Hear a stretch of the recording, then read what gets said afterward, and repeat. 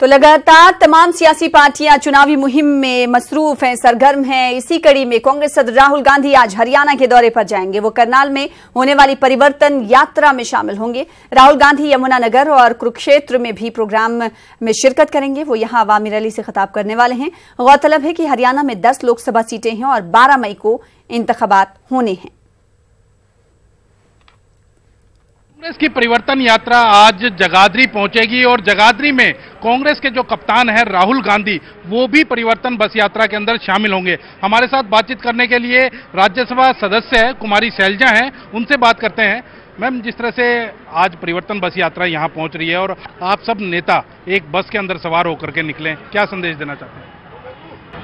3-4 दिन से हम निकले हुए हैं और उससे पहले दिल्ली में भी मीटिंग हुई और गुलाम नबी आज़ाद जी जो हमारे प्रभारी हैं, उन्होंने ये सारा कार्यक्रम बनाया कि बस यात्रा के द्वारा हम तकरीबन हरियाणा कवर करेंगे। सभी हरियाणा के सीनियर नेता एक साथ मिलजुल कर, क्योंकि काफ़ी भ्रांतियां फैलाई जा रही थी कि सब अलग हैं और हम हमेशा कहते थे कि जब चुनाव आएगा आपको सब इकट्ठा दिखेंगे, तो उसी का हिस्सा है। और हमें खुशी है, राहुल जी ने कहा कि बीच में मैं भी इसमें शामिल हो जाऊंगा, तो आज राहुल जी हमारे यहाँ से अपना हरियाणा का दौरा एक दिन का जो है यहाँ से जगाधरी से शुरू करेंगे। जगाधरी को चुना राहुल गांधी ने, क्या कोई विशेष कारण था या आप काफी नजदीक हैं गांधी परिवार के, इस कारण से अंबाला लोकसभा को चुना?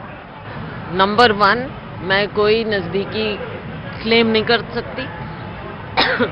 गांधी परिवार के सभी नजदीक हैं, वो सबको अपना मानते हैं और मैं समझती हूँ एक देश का कार्यकर्ता कांग्रेस जन इस परिवार के नजदीक है, तो मेरी कोई ऐसी बात नहीं। लेकिन यहाँ से शुरू करते हुए एक हमारा हरियाणा का कोना पड़ जाता है और जैसे यहाँ के लोगों की हमेशा ये उनमें मन में रही कि हमको उत्तरी हरियाणा और ये एरिया शायद लोगों का ध्यान इतना नहीं जाता, तो राहुल जी ने कहा है कि मैं खुद यहाँ पर आऊँगा और 3 हलकों को कवर करेंगे आज वो यहाँ, फिर कुरुक्षेत्र कुछ हिस्सा है, फिर करनाल।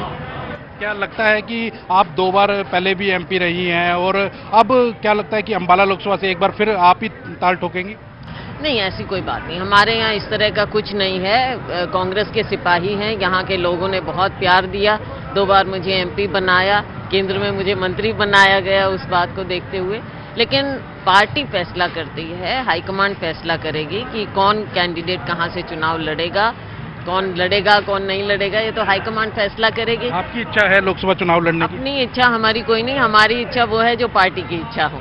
पिछली बार अगर बात की जाए लोकसभा चुनाव की तो कांग्रेस एक ही सीट पर सिमट गई थी, क्या अब की बार क्या अनुमान लगाते हैं? 10 सीटों पे चुनाव है तो कब क्या हो सकता है? ऐसा है, पिछली बार एक झूठ की आंधी बही थी, पूरे हरियाणा में, देश में झूठ की आंधी फैलाई गई।